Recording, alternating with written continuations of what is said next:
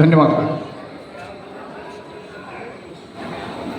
ವೇದಿಕೆ ಮೇಲಿರ್ತಕ್ಕಂತಹ ಎಲ್ಲ ಗಣ್ಯಮಾನ್ಯರೇ, ಸಭೆಯಲ್ಲಿ ನೆರೆದಿರ್ತಕ್ಕಂತಹ ನನ್ನ ಎಲ್ಲ ಸಹೋದರ ಸಹೋದರಿಯರೇ, ಈ ಸಭೆಯನ್ನು ಉದ್ದೇಶಿಸಿ ನಾನು ಮಾತನಾಡಲಿಕ್ಕೆ ಬಹಳ ಇದೆ. ಈ ದೇಶದಲ್ಲಿರ್ತಕ್ಕಂತಹ ಬ್ರಾಹ್ಮಣ, ಲಿಂಗಾಯತ, ಒಕ್ಕಲಿಗ, ಕುರುಬ ಮೊದಲಾದಂತಹ ಉಳ್ಳವರ ಜಾತಿಗಳು ಅಂತಿಟ್ಕೊಂಡ್ರೆ ಅದರ ಕೆಳಗೆ ಬರ್ತಕ್ಕಂತಹ ದುಡಿಯುವ ವರ್ಗ, ಕಾಯಕ ವರ್ಗ ಏನಿದೆಯೋ ಅದು ಇಲ್ಲದವರ ವರ್ಗ. ಅದರಲ್ಲಿ ಕಟ್ಟಕಡೆಯವರಾಗಿ ಕಂಡು ಬರ್ತಾ ಇರತಕ್ಕಂತಹ ಛಲವಾದಿ, ಮಾದಿಗ ಮೊದಲಾದಂಥ ಜಾತಿಗಳು ಒಂದು ಕಡೆಗೆ ಇಟ್ಟರೆ, ಇಂದು ಅವರು ಸಂಖ್ಯಾಬಲದಲ್ಲಿ, ಶ್ರೀಮಂತಿಕೆಯ ಬಲದಲ್ಲಿ, ಅಧಿಕಾರದ ಬಲದಲ್ಲಿ ಬಲಾಢ್ಯರಿಯಾಗಿದ್ದಾರೆ. ಈ ಮೂರು ಸಮುದಾಯಗಳು ಏನಿವೆ, ತ್ರಿಮತಸ್ಥರು, ಡೋಹರ, ಮಚ್ಚಗಾರ ಮತ್ತು ಸಮಗಾರ ಸಮುದಾಯದ ಜನಸಮುದಾಯ, ಇದು ಅತ್ತ ಸಂಪೂರ್ಣ ಅಸ್ಪೃಶ್ಯರೂ ಅಲ್ಲ, ಇತ್ತ ಸಂಪೂರ್ಣ ಅನಸ್ಪೃಶ್ಯರೂ ಅಲ್ಲ. ನಮ್ಮ ನಿಜಗುಣಾನಂದ ಸ್ವಾಮೀಜಿಯವರು ತಮಾಷೆಯ ರೀತಿಯಲ್ಲಿ ಕೆಲವು ಸಲ ಹೇಳ್ತಿರ್ತಾರೆ, ನೀವು ಬ್ರಾಹ್ಮಣರ ಕೇರಿಯಲ್ಲಿ ಅಸ್ಪೃಶ್ಯರು, ಅಸ್ಪೃಶ್ಯರ ಕೇರಿಯಲ್ಲಿ ಬ್ರಾಹ್ಮಣರು ಅಂತ. ಆ ರೀತಿ ಇದೆ ಸ್ಥಿತಿ. ಆದರೆ ಸಾಂಸ್ಕೃತಿಕವಾಗಿ ನಮ್ಮ ಶೀಲ, ಸಂಯಮ, ಚಾರಿತ್ರ್ಯದಲ್ಲಿ ನಾವು ತಕ್ಕ ಮಟ್ಟಿಗೆ ಅಥವಾ ಬಹಳ ಮಟ್ಟಿಗೆ ಪವಿತ್ರರಾಗಿರಬಹುದು. ಆದರೆ ಸದ್ಯದ ರಾಜಕೀಯ ವರ್ತಮಾನದ ಹಿನ್ನೆಲೆಯಲ್ಲಿ, ಸಾಮಾಜಿಕ ವರ್ತಮಾನದ ಹಿನ್ನೆಲೆಯಲ್ಲಿ ಏನೂ ಇಲ್ಲದವರಾಗಿದ್ದೇವೆ. ಇವತ್ತು ನಮ್ಮಲ್ಲಿ ಶಿಕ್ಷಣದ ಸರಾಸರಿ ಮಟ್ಟ PUC ಮಾತ್ರ. ಎಲ್ಲೋ ಕೆಲವರು ನಮ್ಮಂಥವರು ಡಿಗ್ರಿ ಹೋಲ್ಡರ್ಸು, ಡಾಕ್ಟರೇಟ್ ಇರ್ತಕ್ಕಂಥವರು ಅಲ್ಲಲ್ಲಲ್ಲಿ ಕಾಣಿಸ್ಬೋದಷ್ಟೇ ಹೊರತು ವಿದ್ಯಾ ಪ್ರಮಾಣ, ಶಿಕ್ಷಣದ ಪ್ರಮಾಣ ಕೇವಲ ಸರಾಸರಿ PUC ಮಾತ್ರ. ಇನ್ನು ಶ್ರೀಮಂತಿಕೆ ವಿಷಯಕ್ಕೆ ಬಂದರೆ ನಮ್ಮಲ್ಲಿ ಇಂದಿಗೂ ಕೂಡ 80% ಪ್ರಮಾಣದ ಶೇಕಡ ಕುಟುಂಬಗಳು BPL, ಬೆಲೋ ಪಾವರ್ಟಿ ಲೈನ್, ಅಂದರೆ ಬಡತನದ ರೇಖೆಗಿಂತಲೂ ಕೆಳಗಿದೆ. ಇನ್ನು ರಾಜಕೀಯವಾಗಿ ತೆಗೆದುಕೊಂಡ್ರೆ ಗ್ರಾಮ ಪಂಚಾಯಿತಿಯಿಂದ ಹಿಡಿದು ವಿಧಾನಸಭೆ ಆಯಿತು, ಜಿಲ್ಲಾ ಪಂಚಾಯಿತಿ, ವಿಧಾನಸಭೆ, ವಿಧಾನ ಪರಿಷತ್ತು, ಲೋಕಸಭೆ, ರಾಜ್ಯಸಭೆ ಎಲ್ಲ ಕಡೆಗೂ ನಮ್ಮ ಪ್ರಾತಿನಿಧ್ಯ ಇಲ್ಲ ಅಂತ ಹೇಳಿದರೆ ಉತ್ಪ್ರೇಕ್ಷೆ ಆಗುವುದಿಲ್ಲ. ಇದುವರೆಗೂ ಆಗಿರ್ತಕ್ಕಂತಹ ನಮ್ಮ ಜನಪ್ರತಿನಿಧಿಗಳು ಒಟ್ಟು 12 ಜನ. 12ನೇಯವರೇ ಇಲ್ಲಿ ಕೂತಿರ್ತಕ್ಕಂಥ ನಮ್ಮ ಜನಪ್ರಿಯ ಶಾಸಕರು, ನಮ್ಮ ವಿಠಲ್ ಕಟಕಮಠ ಸಿದ್ಧರು. ಈ ಸಮುದಾಯದಲ್ಲಿ ಮೊಟ್ಟ ಮೊದಲ MLA ಆಗಿ ಪ್ರಾಯಶಃ ವಿಧಾನಸಭೆ ಪ್ರವೇಶ ಮಾಡಿದ ಪ್ರಪ್ರಥಮ ಮಹಿಳೆ ಕೂಡ ಅನಿಸ್ಬೋದೇನೋ, ಅವರು ಶ್ರೀಮತಿ ಯಲ್ಲವ್ವ ಸಾಂಬ್ರಾಣಿ MLA ಆಗಿದ್ದಂತೆ. ಅಲ್ಲಿಂದ ಆರಂಭವಾದಂತಹ ಈ ರಾಜಕೀಯ ಪ್ರತಿನಿಧಿಗಳ ಪರಂಪರೆ ಇಲ್ಲಿವರೆಗೂ ಬಂದಿದೆ. ಆದರೆ ವಿಷಾದದ ಸಂಗತಿ ಏನು ಅಂತಂದರೆ, ಈ 12 ಜನರಲ್ಲಿ ಈಗಷ್ಟೇ ನಮ್ಮ ಕಟಕಗೌಡ ಸಾಹೇಬರಿಗೆ ಮಾತಾಡಿದ್ರು, ತುಂಬ ಪ್ರಜ್ಞಾವಂತಿಕೆಯಿಂದ ಮಾತಾಡಿದ್ದಾರೆ. ಈ ಹಿಂದಿನ ಶಾಸಕರಿಗೆ ಅವರ ಸಂದರ್ಭ ಆಗಿತ್ತು ಪಾಪ. ಅವರಿಂದ ಸಮುದಾಯಕ್ಕಾಗಲಿ, ಜನ ಸಂಸರ್ಗಕ್ಕಾಗಲಿ ವಿಶೇಷವಾದಂಥ ಕೊಡುಗೆಗಳು ಯಾವುದು ಸಿಕ್ಕಿಲ್ಲ ಅಂತ ವಿಷಾದದಿಂದಲೇ ಹೇಳಬೇಕಾಗ್ತದೆ. ಇಂದಿಗೂ ಕೂಡ ಆಳುವ ಪಕ್ಷದ ಒಬ್ಬ ಪ್ರತಿನಿಧಿಯಾಗಿ ನಮ್ಮ ಕಟಕಗೌಡ ಸಾಹೇಬರು ವಿಧಾನಸಭೆಯಲ್ಲಿ ಏನಾದರೂ ಮಾತನಾಡಿದರೆ ಅವರನ್ನು ಬೆಂಬಲಿಸಿ ನಿಲ್ತಕ್ಕಂಥ ಜನಗಳು ಅದು ಯಾರೂ ಇಲ್ಲ. ಒಂದು ವೇಳೆ ಅವರು ಮಾತನಾಡಿದರೂ ಕೂಡ ಅದು ಅರಣ್ಯ ರೋಧನದ ಹಾಗೆ ಕೇಳಬಹುದು. ಹೀಗಿದೆ.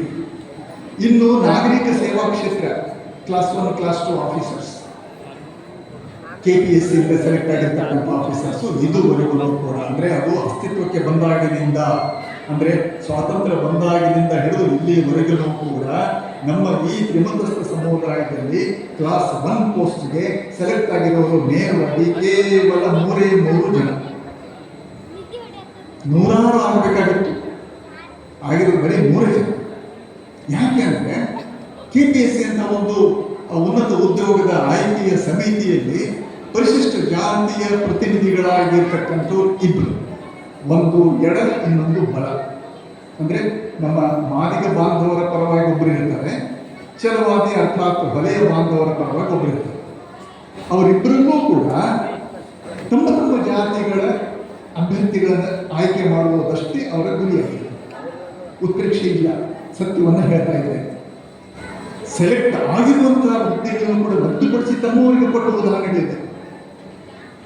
ಇನ್ನು ಬಂದಂತಹ ಅಭ್ಯರ್ಥಿಗಳಲ್ಲೂ ಕೂಡ ಯಾರನ್ನೂ ಕೂಡ ಅವರು ಆಯ್ಕೆ ಮಾಡೋದಿಲ್ಲ. ಹಾಗಾಗಿ ಇಲ್ಲೇನಾಗ್ತಾ ಇದೆ ಅಂತಂದರೆ ಕ್ಲಾಸ್ 1 ಪೋಸ್ಟ್, ಕ್ಲಾಸ್ 2 ಪೋಸ್ಟ್ನಲ್ಲಾದಂಥ ನಾಗರಿಕ ಸೇವಾ ಕ್ಷೇತ್ರದಲ್ಲಿ ಇವತ್ತಿಗೂ ಕೂಡ ನಮ್ಮ ಸಮುದಾಯಗಳು ಇರಬೇಕಾದಷ್ಟು ಇಲ್ಲಿ ಏನಾಗಿದೆ, ಸದಾಶಿವ ಆಯೋಗ ವರ್ಗೀಕರಣ ಮಾಡ್ತಾರೆ. ಯಾಕೆ ವರ್ಗೀಕರಣ ಮಾಡ್ತಂದ್ರೆ ಸ್ವಾತಂತ್ರ್ಯ ಬಂದ ಮೇಲೆ ಮೀಸಲಾತಿ ವ್ಯವಸ್ಥೆ ಬಂತು, ನಮ್ಮ ಬಾಬಾ ಸಾಹೇಬರ ಕೃಪೆಯಿಂದ. ಡಾಕ್ಟರ್ ಅಂಬೇಡ್ಕರ್ ಅವರು ಮಾಡಿರ್ತಕ್ಕಂಥ ಒಂದು ದೊಡ್ಡ ಸಾಧನೆಯ ಫಲವಾಗಿ ಈ ದೇಶದಲ್ಲಿ ಈ ತುಳಿತಕ್ಕೊಳಗಾದಂತಹ ನಿಮ್ನ ವರ್ಗಗಳಿಗೆ ಸಮಾನ ಅವಕಾಶಗಳು ಸಿಗಬೇಕು. ಡಾಕ್ಟರ್ ರಾಮ್ ಮನೋಹರ್ ಲೋಹಿಯಾ ಕೂಡ ಲೆವೆಲ್ ಅಪ್ ಮತ್ತು ಲೆವೆಲ್ ಡೌನ್ ಅನ್ನುವಂಥ ಒಂದು ತತ್ವವನ್ನು ಹೇಳಿದರು. ಏನು, ಯಾರು ಅತ್ಯಂತ ಬಡವರಾಗಿದ್ದಾರೆ ಅವರನ್ನು ಒಂದು ಸಮಾನತೆಯ ಪಾತಳಿಗೆ ಮೇಲೆತ್ತಿ, ಯಾರು ಅತ್ಯಂತ ಶ್ರೀಮಂತರಾಗಿದ್ದಾರೆ ಅವರನ್ನು ಅದೇ ಸಮಾನತೆಯ ಪಾತಳಿಗೆ ಕೆಳಗಿಳಿಸಿ, ಸಮಾನತೆ ಪಾತಳಿ ಮುಂದೆ ಆಗಿರಬೇಕು. ಆದರೆ ಈ ದೇಶದಲ್ಲಿ ನಮ್ಮ ರಾಜಕಾರಣದ ಒಂದು ವಿಶೇಷವಾದಂಥ ವೈಖರಿಯಲ್ಲಿ ಏನಾಗಿದೆ ಅಂದರೆ, ಮೇಲೆ ಇರ್ತಕ್ಕಂಥ ಶ್ರೀಮಂತ ವರ್ಗವನ್ನು ನಾವು ಕೆಳಗಿಳಿಸೋದಕ್ಕೆ ಸಾಧ್ಯವಿಲ್ಲ. ಬದಲಾಗಿ ಕೆಳಗಿರುವ ಬಡವರ್ಗವನ್ನು ಮೇಲೆತ್ತಬಹುದು. ಅದು ಶಿಕ್ಷಣದ ಮೂಲಕ, ಅಧಿಕಾರದ ಮೂಲಕ, ರಾಜಕೀಯ ಪ್ರಾತಿನಿಧ್ಯದ ಮೂಲಕ. ಹೀಗೆ ಡಾಕ್ಟರ್ ಬಾಬಾ ಸಾಹೇಬ್ ಅಂಬೇಡ್ಕರ್ ಅವರು ಕೂಡ ಇದನ್ನೇ ವಿಚಾರ ಮಾಡಿದ್ರು. ಫೂಲೆಯವರು ಆರಂಭಿಸಿದಂಥ ಮೀಸಲಾತಿ ಕಲ್ಪನೆಯನ್ನು, ನಾಲ್ವಡಿ ಕೃಷ್ಣರಾಜ ಒಡೆಯರವರು ಜಾರಿ ತಂದಂಥ ಮೀಸಲಾತಿ ವ್ಯವಸ್ಥೆಯನ್ನು, ಶಾಹು ಮಹಾರಾಜರು ಮಾಡಿದ್ದಂಥ ಮೀಸಲಾತಿ ವ್ಯವಸ್ಥೆಯನ್ನು ಎಲ್ಲವನ್ನ ಎದುರಿಗಿಟ್ಟುಕೊಂಡು ಸಂವಿಧಾನ ಬರೆಯುವಾಗ ಇಂತಿಂಥ ಜಾತಿಗಳಿಗೆ ಇಂತಿಷ್ಟು ಶೇಕಡಾವಾರು ಪ್ರಮಾಣದ ಮೀಸಲಾತಿಯನ್ನು ಕೊಡಬೇಕು ಅನ್ನೋದನ್ನು ಸೂಚಿಸಿದರು. ಆ ಪ್ರಕಾರ ಮೀಸಲಾತಿ ಕೊಟ್ಟರೂ ಕೂಡ ಇಲ್ಲೇನಾಯಿತು ಅಂತಂದರೆ, ಮೀಸಲಾತಿ ಪಡೆಯುವಂತಹ ಜನಗಳಲ್ಲಿಯೇ ಕೆಲವರು ಮೀಸಲಾತಿ ಪಡ್ಕೊಂಡು ಪಡಿತಾ ಅವರು ಬಲಾಢ್ಯರಾಗ್ತಾರೆ. ಅವರಲ್ಲಿ ಕೆಲವರು ಅತ್ಯಂತ ದುರ್ಬಲರಾಗಿ, ಅವಕಾಶ ವಂಚಿತರಾಗಿ ಕೆಳಗೆ ತುಳಿಯಲ್ಪಟ್ಟರು. ಈ ಬಲಾಢ್ಯರಾದಂಥ ಜಾತಿಗಳಲ್ಲಿ ನಮ್ಮ ಮಾದಿಗ ಬಾಂಧವರಿದ್ದಾರೆ, ಛಲವಾದಿ ಬಾಂಧವರಿದ್ದಾರೆ. ಮಧ್ಯದಲ್ಲಿ ಸೇರಿಕೊಂಡಂಥ ನಮ್ಮ ಲಂಬಾಣಿ ಬಾಂಧವರು, ಗೋವಿ ಬಾಂಧವರು, ಕೊರಮಾಪುರ ಬಾಂಧವರು ಇದ್ದಾರೆ. ಆದರೆ ಏನೂ ಕೂಡ ಇಲ್ಲದೆ ವಂಚಿತರಾಗಿ ಮೀಸಲಾತಿ ಇದ್ದೂ ಕೂಡ ಪ್ರಯೋಜನಕ್ಕೆ ಬಾರದೇ ಉಳಿದಿರತಕ್ಕಂಥ ಜನ ಅಂತಂದರೆ ಈ ತ್ರಿಮತಸ್ಥರು. ಯಾವ ಮೋಚಗಾರ, ಸಮಗಾರ, ಗೌಹರ ಅಂತ ನಾವು ಹೇಳ್ತಾ ಇದ್ದೇವೆ, ಈ ತ್ರಿಮತಸ್ಥರು ಇವತ್ತು ಯಾವ ಸೌಲಭ್ಯಗಳನ್ನು ಪಡೆದಿರ್ತಕ್ಕಂಥವ್ರು ಅಂತ ಹೇಳಿದ್ರು ಉತ್ಪ್ರೇಕ್ಷೆ ಇಲ್ಲ. ಪಡೆದಿರುವಂಥವ್ರಿದ್ದಾರೆ, ಇಲ್ಲ ಅಂತಲ್ಲ. ಶಿಕ್ಷಣದಲ್ಲಿ, ಉದ್ಯೋಗದಲ್ಲಿ ಸ್ವಲ್ಪ ಮಟ್ಟಿಗೆ, ಇನ್ನು ರಾಜಕಾರಣದ ವಿಷಯ ಈಗ ಹೇಳಿದ್ರೆ ಅಷ್ಟೇ. ಇನ್ನು ಇತರಿಗೆ ಯಾವುದಲ್ಲೂ ಕೂಡ ಇಲ್ಲ. ಇವರಿಗೆ ಶಿಕ್ಷಣ ಇದೆಯಾ? ಇಲ್ಲ. ಶ್ರೀಮಂತಿಕೆ ಇದೆಯಾ? ಇಲ್ಲ. ಪ್ರಾತಿನಿಧ್ಯ ಇದೆಯಾ? ಇಲ್ಲ. ಮತ್ತು ಈ KPSCಯಲ್ಲಿ ಮೆಂಬರ್ಸ್ ಇದ್ದಾರಾ? ಇಲ್ಲ. ಹಿಂದುಳಿದ ವರ್ಗದ ಶಾಶ್ವತ ಆಯೋಗದಲ್ಲಿ ಮೆಂಬರ್ಸ್ ಇದ್ದಾರಾ? ಇಲ್ಲ.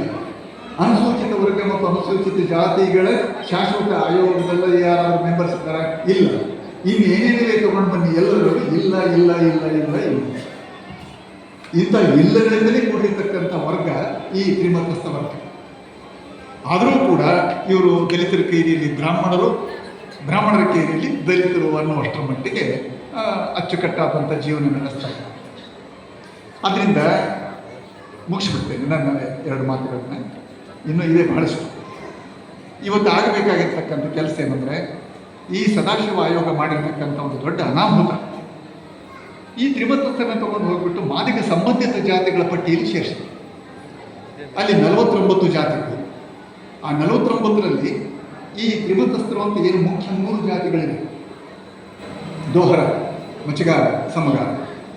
3 ಸೇರಿ ಜನಸಂಖ್ಯೆ ಒಟ್ಟು ಈಗ ಹಿಂದೆ ಸಿದ್ದರಾಮಯ್ಯ ಸಾಹೇಬರು ಮಾಡಿದಂಥ ಜಾತಿ ಜನಗಣತಿಯ ಅಂಕಿಅಂಶಗಳ ಪ್ರಕಾರ, ಕೆಲವು ನಮಗೆ ಸಿಕ್ಕಂಥ ಮಾಹಿತಿ ಪ್ರಕಾರ ಇದು 13 ಲಕ್ಷ ಜನಸಂಖ್ಯೆ 10 ವರ್ಷದಲ್ಲಿ.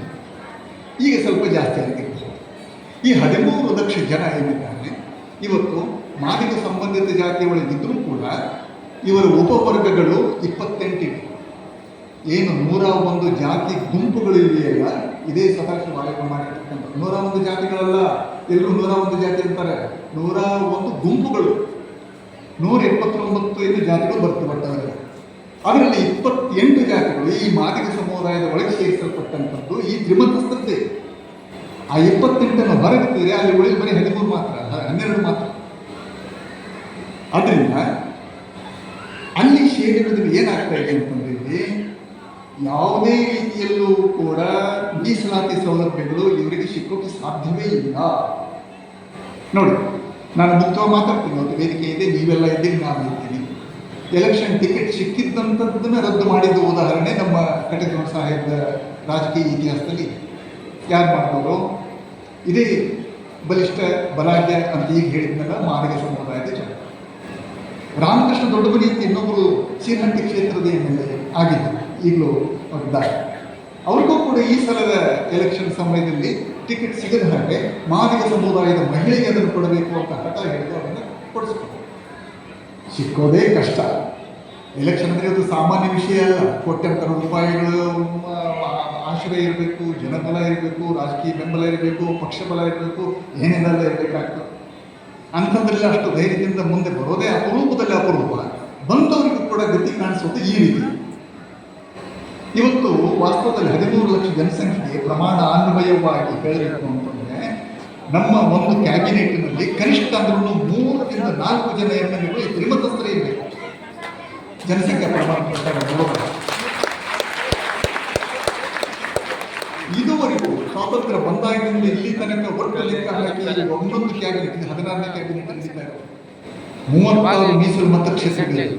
ಆ 36 ಮೀಸಲು ಮತಕ್ಷೇತ್ರ ಇದ್ದು ಈ 16 ಕ್ಯಾಬಿನೆಟ್ನಲ್ಲಿ ಒಂದು ವೇಳೆ 300 ಜನ 400 ಜನ ಅಭ್ಯರ್ಥಿ MLCಗಳು ಇದ್ದಿದ್ದರೆ ಇವತ್ತು ಹೆಚ್ಚು ಕಡಿಮೆ 75 ಜನ ನಮ್ಮಲ್ಲಿ MLAಗಳು, ಮಾಜಿ MLAಗಳು ಇರಬೇಕಾಗಿತ್ತು.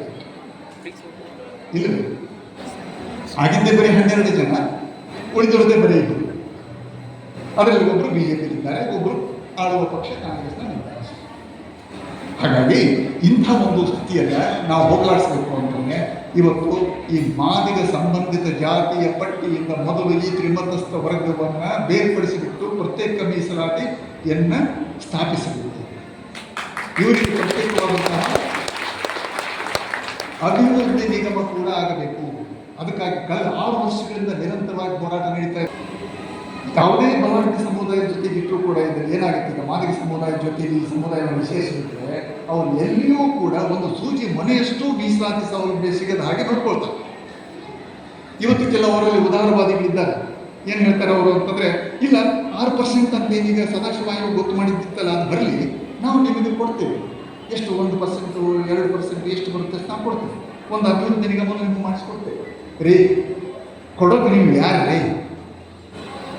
ಯಾರು ನೀವು ಕೊಡೋದಕ್ಕೆ? ತಗೊಳೋಕೆ ನಾವು ಯಾರು? ಅದು ಸರ್ಕಾರದ ನೀತಿ, ಸಂವಿಧಾನದತ್ತವಾದಂತಹ ಹಕ್ಕು, ಶೋಷಣೆಯ 1000 ವರ್ಷಗಳ ಇತಿಹಾಸ. ಎಲ್ಲರ ಹಿನ್ನೆಲೆಯಲ್ಲಿ ನಮಗೆ ಅಭಿವೃದ್ಧಿ ನಿಗಮ, ಪ್ರಾತಿನಿಧ್ಯ ಎಲ್ಲವೂ ಕೂಡ ದಕ್ಕಬೇಕು.